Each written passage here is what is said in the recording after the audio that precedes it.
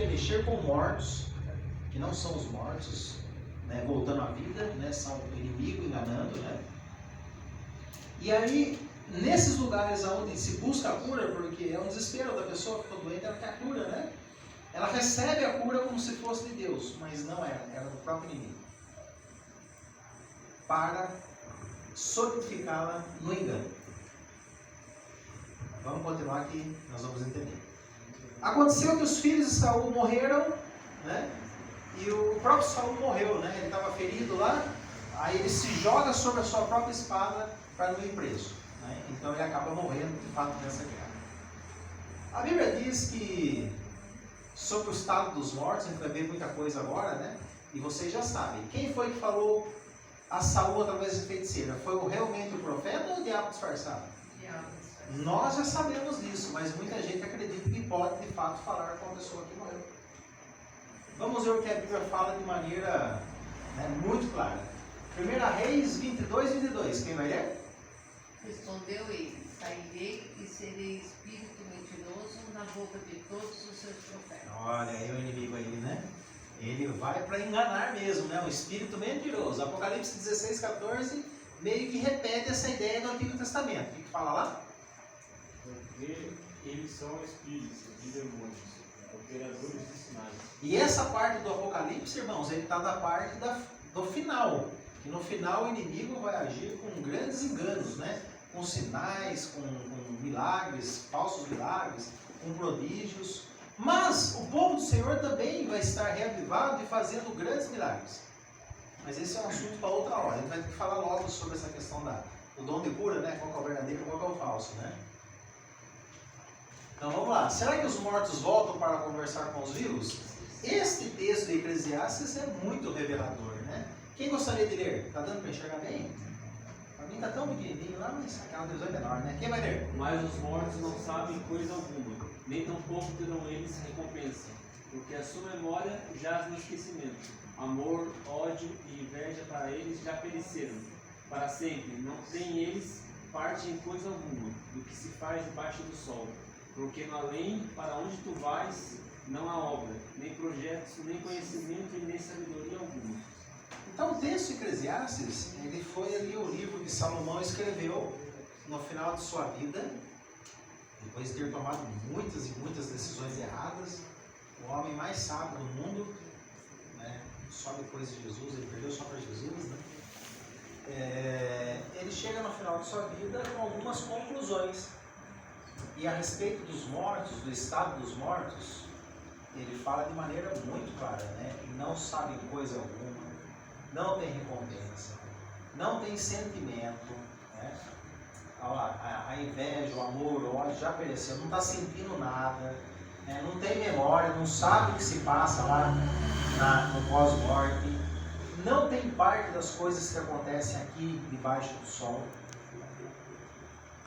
No além para onde vais, não há obra, não tem projeto, não tem nem conhecimento, nem sabedoria, não tem nada lá. Vocês perceberam, irmãos?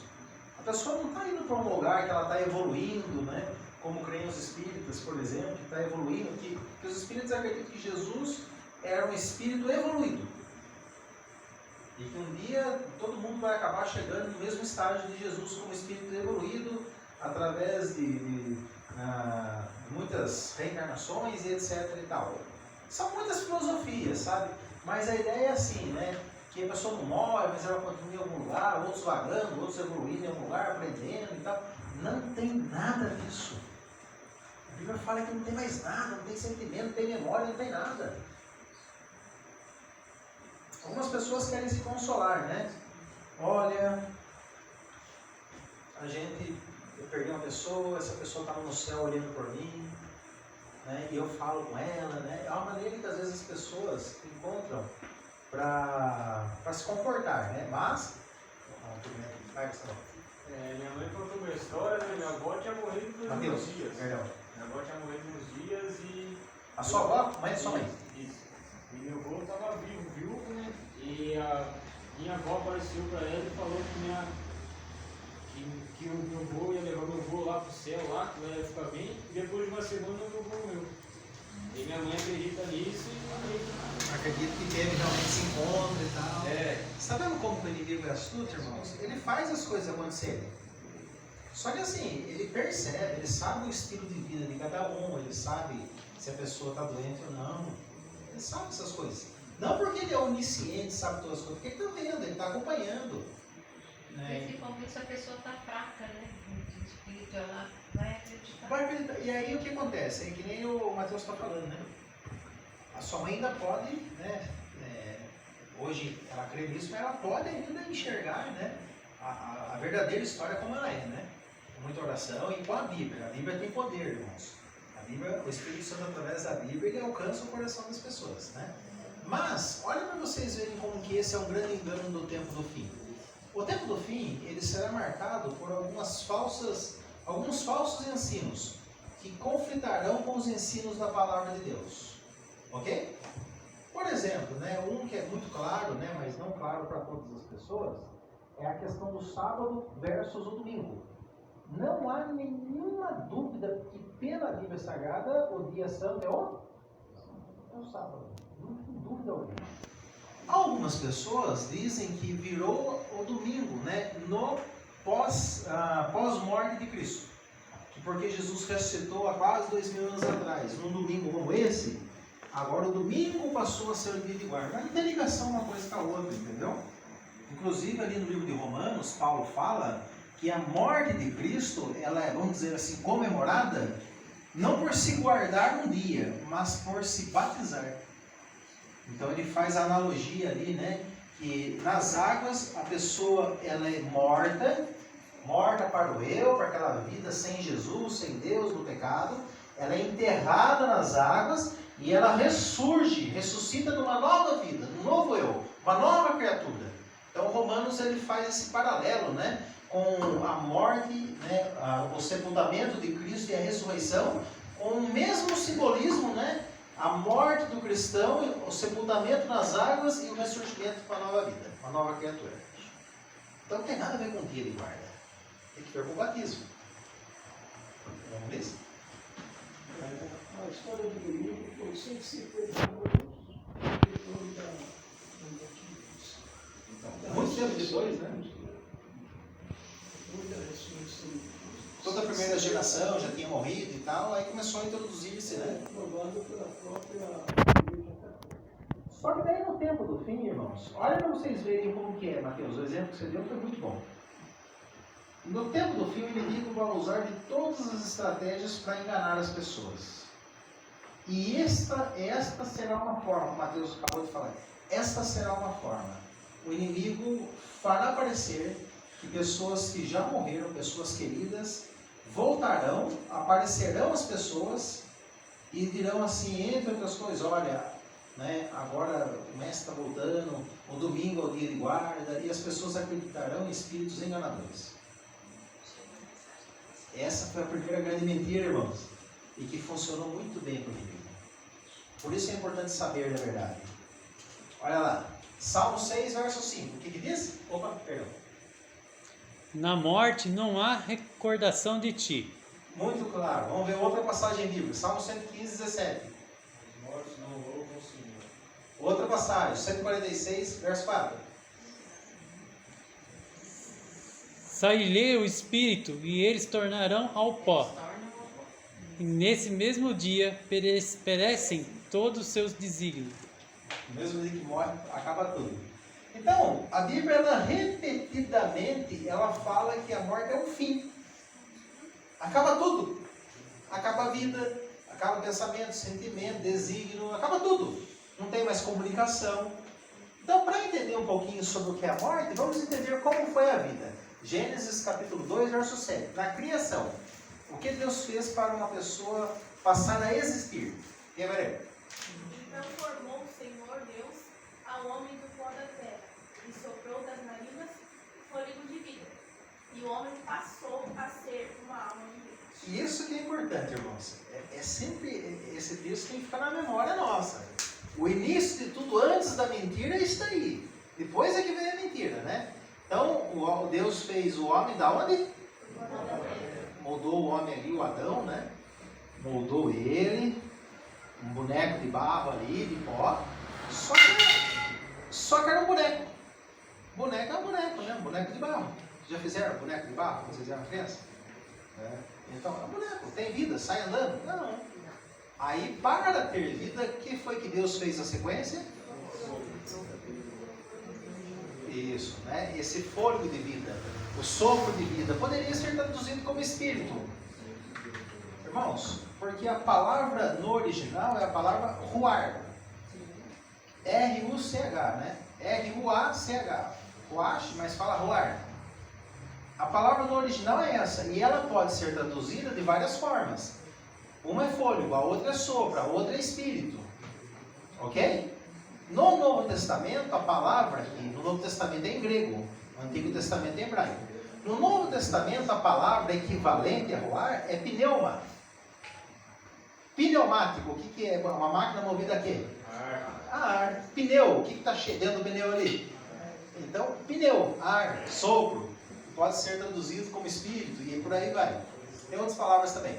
Mas aí, o que está dizendo para nós? Sem nenhum segredo, Deus é direto, irmãos. Não tem mito, não tem coisa. É simples. É pó da terra.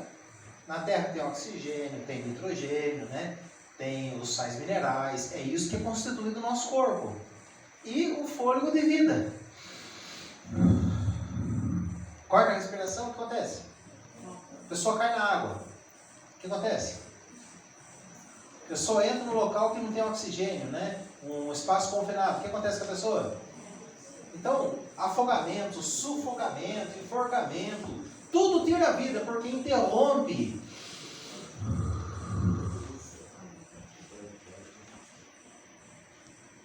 Ok? É lógico que tudo vem de Deus. A mistura dessas duas coisas faz com que o homem passe a ser e não passe a ter. Então nós somos almas. Não temos alma. E aí eu sempre pergunto, a alma morre? A alma, no sentido primário dela, aí morre, porque a alma somos nós. É a pessoa viva. Ezequiel fala, né? A alma que pecar, esta morrerá. E aí há uma confusão, mas a alma não morre, a alma somos nós. As pessoas morrem, as pessoas vivas são almas viventes. Não existe alma penada. Quando eu era criança, eu gostava muito de história em quadrinho. E tinha a Turma da Mônica, tinha lá o Penadinho. Lembra da história do Penadinho? Quem lembra aí? Aí tinha o Cranícola lá, que era a caveirinha que ficava em cima da pedra, né? Tinha o vampirinho, né? E aí ia, né? É da minha época, não. Ah, não é não? Desculpa aí, né? A gente que é mais antigo. Então, tinha lá o Penadinho, que era uma alma penada, um fantasminha. Aí tinha o próprio Gasparzinho, né? Um fantasminha. Então a gente foi educado assim a nossa infância toda, até nas igrejas que talvez você ia, que eu ia, nos desenhos, nos filmes, que traziam a ideia que alma é um fantasma, é um espírito. Uma assombração, uma alma penada, uma alma desencarnada. Não é, irmãos. A alma vivente é a pessoa, somos nós que estamos vivos. Entenderam? Pó mais espírito, que é o fôlego de vida, vida. O que acontece na morte?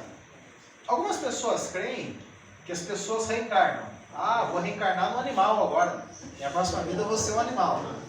Tá bom, irmão. Não seja um animal nessa vida. Seja uma pessoa boa, educada, transformada, né?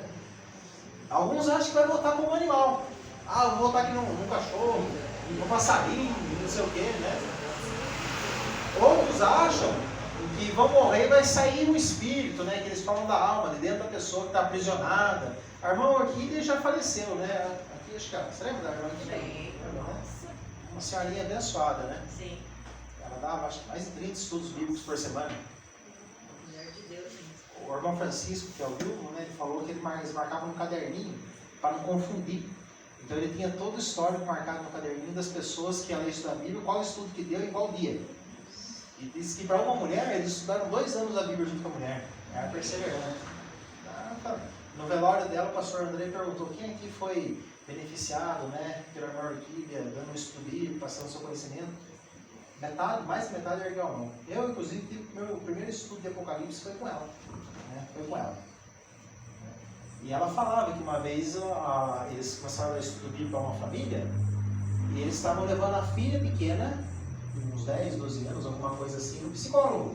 Porque na religião deles ensinaram para ela, né, para todo mundo, mas ela pegou para ela assim muito, que dentro dela tinha uma outra dela que estava presa, que era a alma. E aí quando morre, o corpo é a prisão da alma, aí a alma é liberta e vai embora. Nada disso. Na Bíblia, a alma não é espírito, espírito não é alma, são palavras diferentes. Eu sou da geração do Ghost. Quem assistiu o Ghost aí? Não é da sua época também não, vai? Mas eu assisti pelo... O reprise ali? reprise. A pessoa morria, daí saía assim, tipo um espírito, né? Aí eu olhava e falava, nossa, esse sou eu que morri? E ele mesmo ia correndo, né? Imagina, né? Então, irmãos, nada disso existe. Nada. Vamos à Bíblia. Eclesiastes 12, verso 7 vai nos dizer o oposto de Gênesis 2, 7. O que fala Eclesiastes 12, verso 7? E o pó volte à terra, como o era, e o espírito volte a Deus e o deu. Aí é uma questão muito de tradutor, que acreditava na imortalidade da alma. Então ele pegou a palavrinha roar, ao invés dele traduzir como foi traduzido em Gênesis, fôlego de vida, ou sopro de vida, ele preferiu traduzir como espírito. Vocês estão entendendo a jogadinha aqui? Mas no original é a mesma palavra. No começo Deus formou o homem do pó da terra, não está escrito pó da terra aí? E soprou em suas narinas o fôlego de vida, o sopro. Na morte é o processo inverso. O pó volta para a terra. Já viram a exumação do corpo? Nunca viram? Tirando lá do... O que sobra? Vocês nunca viram o que sobra? Só cabelo. Dente, os dentes, ali os ossos. O resto, pó. Tudo pó, tudo pó. Volta ao pó. Você já viu? As pessoas que enterram no mesmo túmulo, os túmulos estão lotados, né? Na minha família estão lotados. Então, para enterrar alguém, tem que tirar alguém. Aí você faz. A exumação é isso, né? Tirar. Aí coloca num saco, amarra e tal. Aí coloca outro caixão. Eu não lembro se é preto ou azul, eu acho que é preto mesmo, Deus. Preto mesmo. Aí depois volta o saco dentro, em cima dos caixões. Mas é isso, irmão, não sobra nada. Não sobra nada. Sobra só os ossos, os dentes e um pouco de cabelo. Volta ao pó mesmo. E o que volta para Deus? Esse princípio de vida. Volta para Deus. O fôlego de vida. Não fala que a alma volta para Deus. Está falando que a alma volta para Deus aí? Não. É o espírito, é o ar. Então pensa no exemplo de uma lâmpada, né? Vamos imaginar que a lâmpada, né, a parte que a gente pega, né, seria o equivalente ao corpo, certo? Vamos acompanhar essa analogia para entender bem. E vamos imaginar que a eletricidade que a gente não vê, né, que está chegando na lâmpada, seria como se fosse o fôlego de vida. A hora que você liga o interruptor, junta a eletricidade com a lâmpada, o que vem para nós? A luz. Como se fosse a vida, né? A alma vivente. Mas alguém vai lá e interrompe a eletricidade, corta o fôlego de vida. A lâmpada, ela se apaga, porque não tem mais contato com a eletricidade.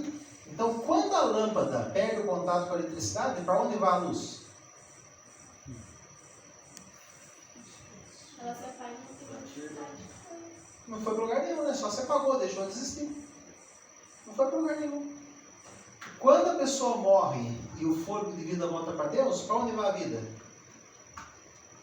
Mesma coisa, irmãos. Deixa de existir. Não vai para lugar nenhum. A pessoa que morreu não está viva em algum lugar, vendo, acompanhando, sofrendo, sendo feliz. Não tem mais nada. Não tem sentimento, não tem ódio, não tem amor, não tem inveja, não tem desígnio, acabou tudo. Não para sempre. Não é isso que a Bíblia fala. Mas nesse momento, enquanto está morto, todos os que morreram até agora estão nessa condição. Não existem mais. Como a luz não existe mais. Vai? Descansando. Exato. É como se fosse o sono, né? Aí algumas pessoas inventam o céu, o inferno, o purgatório. Nada, irmãos. Nada, né? O inferno na Bíblia seria isso aqui, ó. Jó 21, 32. Quem vai ler? Finalmente é levado à sepultura O inferno seria a sepultura, a mansão dos mortos, que nem o credo, né? O credo niceno. Creio em Deus Pai, Todo-Poderoso, Criador do céu e da terra.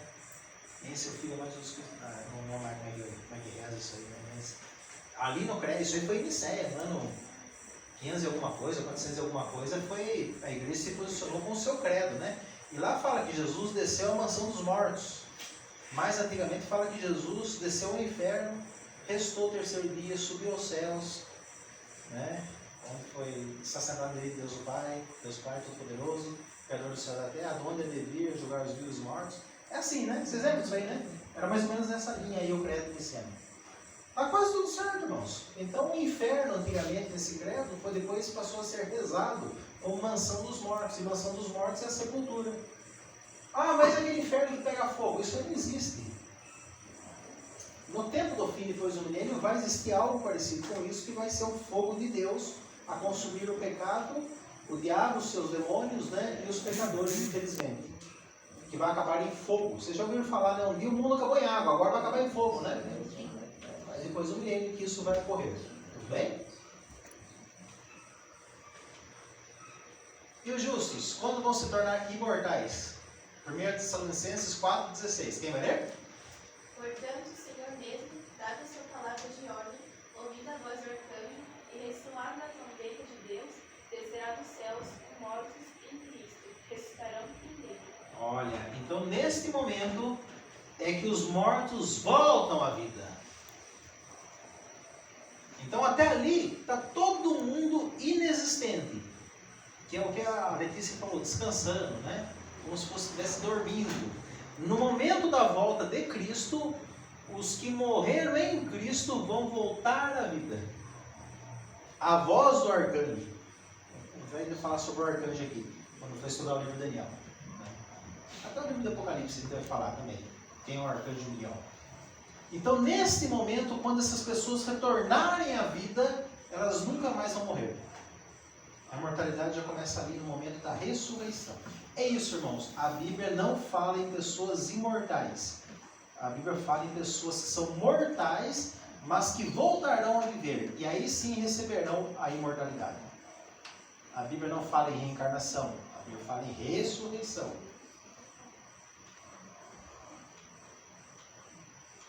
E aí vem o texto que a Letícia comentou lá. Vamos lá. Era a morte de Lázaro. Quando Jesus se referiu à morte de Lázaro, o que ele falou? Nosso amigo Lázaro adormeceu. Lázaro morreu.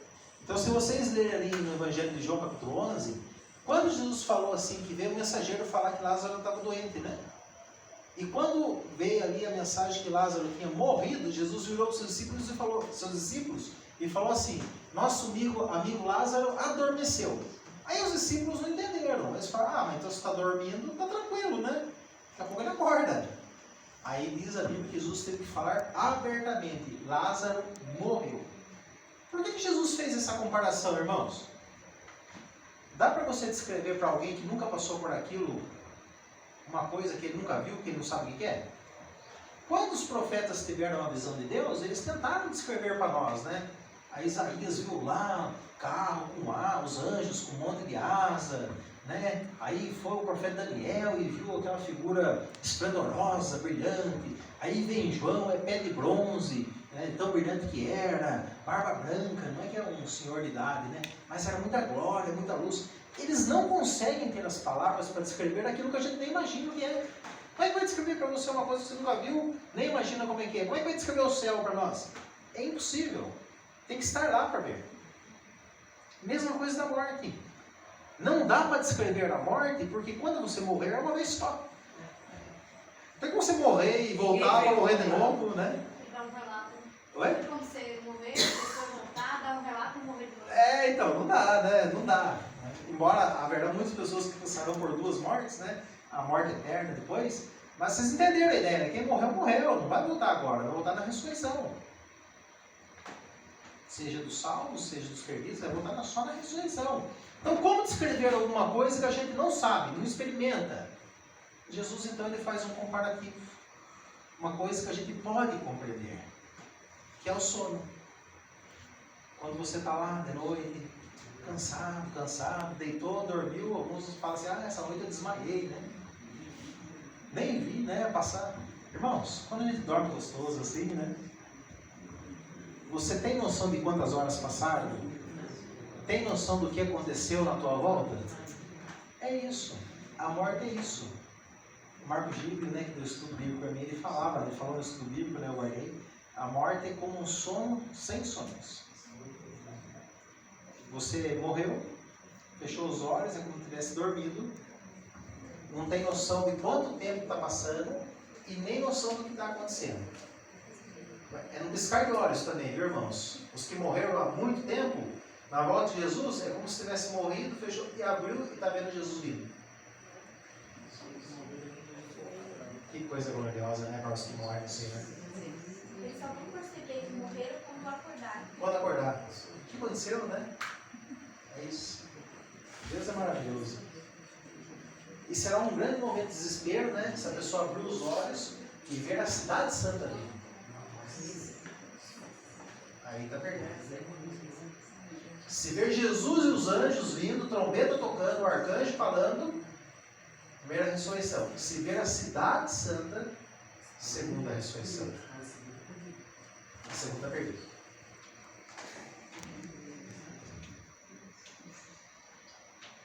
Deus, mediante Jesus, trará em sua companhia os que dormem. A morte, irmãos, ela não é o fim. Vai ser o fim para aqueles que se perderam, né? Mas para os que morreram no Senhor não vai ser o fim. Aí tem uma sessão espírita, né?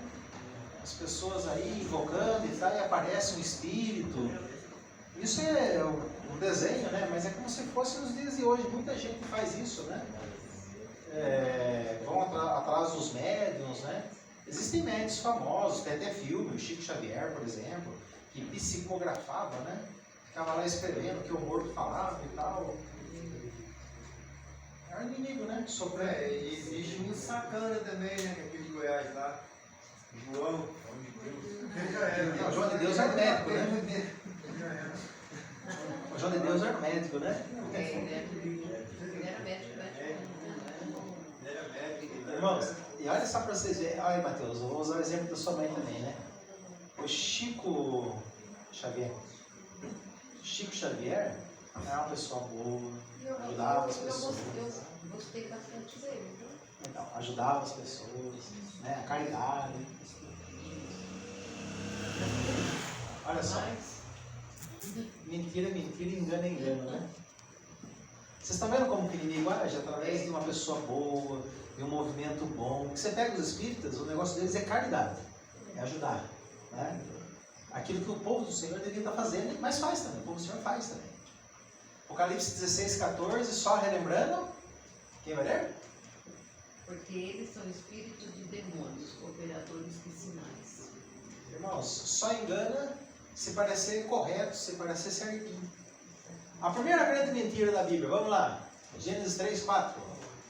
Certamente não morrerás. E hoje a maioria das religiões acreditam nisso, não acredita na Bíblia. Deus falou que vai morrer. O que é a morte mesmo? É um sono. Não, mas o que ela representa? O fim? O fim da vida. Mas aí vem assim o inimigo e fala, não, morre, mas não morre. Morre, mas continua vivendo. E essas religiões acreditam nisso, que a pessoa morreu, mas não morreu, ela continua viva. Que morte é essa? Que morte é essa, né? Continua viva. Morreu, mas passa bem. O ditado meme, né? Morreu, mas passa bem. Vocês imaginam, irmãos? Vocês imaginam que coisa terrível essa mentira? Como que ela alcançou e ela é pregada nas religiões? Ela é pregada. Pregada no púlpito. Ao invés de pregar a Bíblia, fica distorcendo a Bíblia para ensinar que a pessoa morre, mas não morre. E o inimigo dele começa a se manifestar, né? No sonho que a mãe do Mateus teve, no Chico Xavier, que foi uma pessoa iluminada, de luz, que ajudava. Tudo para ratificar, né, a pessoa no erro, na mentira, para ela acreditar na mentira. Então, os mortos estão vivos, é o ensino dessa mentira de Satanás, e eles podem fazer contato com você ou você fazer contato com eles. Esse é o ensino básico. Nenhuma nem outra coisa é verdade, né? Mateus 24, 24, 25 diz o quê? Porque surgirão falsos cristos e falsos profetas, operando grandes sinais, prodígios para enganar se possível, os próprios eleitos. Vê-se que Paulo tem privido. Irmãos, o engano é tão grande que, se possível, enganaria os eleitos. Não é qualquer engano. É um engano bem estruturado, é um engano bem, sabe aquela linha tênue entre o verdade e o erro, né? É um engano profundo, que se você não estiver alicerçado na palavra do Senhor, não conhecer a Bíblia Sagrada, você vai se enganar. Não só acerca da morte, né? Mas muitas outras coisas também. É interessante que eles vão usar a Bíblia para enganar as pessoas, né? Por isso que é importante sempre estudar a palavra